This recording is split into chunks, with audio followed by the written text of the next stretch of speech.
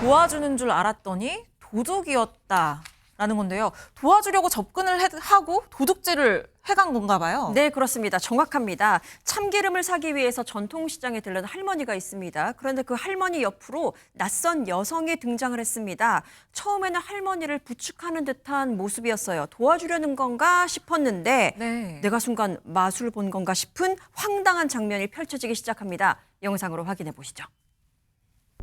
시장에 온 할머니가 빨간색 지갑에서 현금을 이렇게 꺼낸 다음에 다시 주머니에 넣었습니다. 이걸 지켜보던 한 여성이 할머니에게 말을 걸면서 다가가더니 갑자기 푹 뒤에서 이렇게 껴안습니다. 어머나. 모르는 여성의 접근에 할머니는 몸을 돌려서 겨우겨우 빠져나왔거든요. 그런데 그 순간 보세요. 주머니에 있어야 할 빨간 지갑이 그새 여성의 손에 들려 있습니다. 그리고 뭐가 당당하다고 훔친 지갑을 꺼내서 툭툭 이렇게 쳐보기까지 하네요. 어머.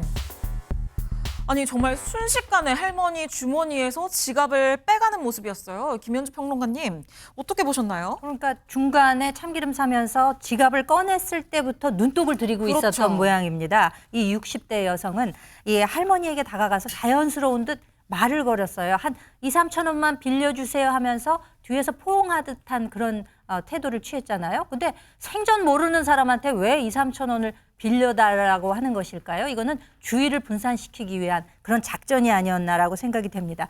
그렇게 하면서 뒤에서 접근을 해서 이미 주머니 속에 손이 들어가 있는 상태였고 그 지갑은 저 60대 여성의 손에 이미 넘어간 상태였습니다.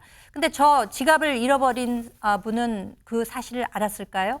그때는 채 알지 못했다고 합니다. 집에 돌아가고 나서야 10만 원이 들어있던 지갑이 사라진 것을 알고 경찰에 신고를 했다고 합니다. 알아채지도 못할 정도로 저렇게 소매치기를 해간 거나 다름이 없는데요.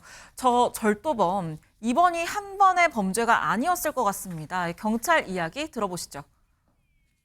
그전에도 이런 소매치기로 구속됐다가 작년 6월경에 가석방으로 출소했습니다. 전통시장 같은 데 이래 돌아다니다가 노인분이 이러니까 지갑 같은 걸 꺼내는 걸 보고 오른쪽 주머니에 이제 지갑이 있는 줄 알고 몸을 막 비비면서 오른쪽 주머니에 있는 지갑을 훔쳐가는 그런 방법입니다. 지금 여죄 수사하고 있는 중입니다. 치기 수법으로 구속이 됐다가 출소한 지 얼마 안 돼서 저런 범행을 또 저지른 것 같아요. 그렇습니다. 똑같은 수법일 뿐만 아니라 범행 장소도 전통시장으로 동일했던 것으로 네. 보입니다.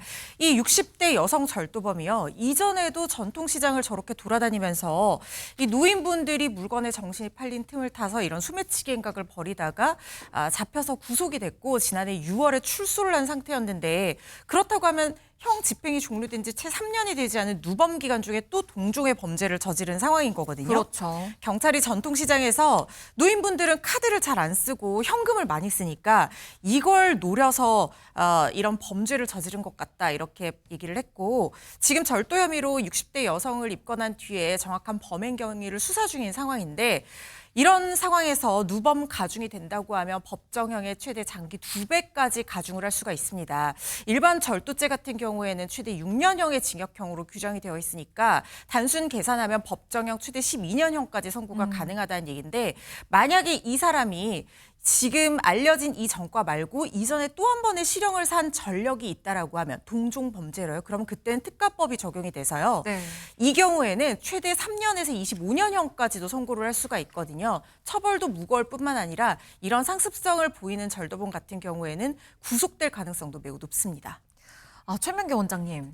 그런데 저희가 아까 영상 설명에서도 말씀을 드렸는데 지갑을 훔치고 나서 그걸 털어 보이는 모습을 보였어요. 들킬 수도 있는 상황이거든요. 그런데 저런 행동 왜 한 건지 굉장히 궁금한데요. 일단은 그새를 참을 수 없는 거죠. 보통 범죄자의 특징의 하나는 뭔가 하면 충동성이에요. 네. 그런 다음에 또 범죄자들은 물건을 훔치기까지는 용이지도 하지만 그 다음에 범죄자들의 특징이 하나는 부주의예요. 부주의하기 때문에 언젠가는 잡히게 되거든요. 그렇기 때문에 저거를 하자마자 결국은 저 사람은 저 돈을 쓰기 위해서 훔친 거예요.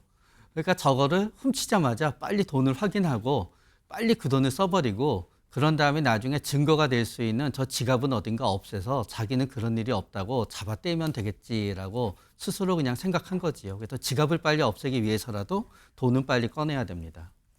그런데 이게 이 사건에만 그치는 게 아니라요. 굉장히 반복적으로 벌어지는 수법이라고 합니다. 그러니까 어르신들 익숙한 공간일수록 낯선 사람의 손길 꼭 경계하시길 바라겠습니다.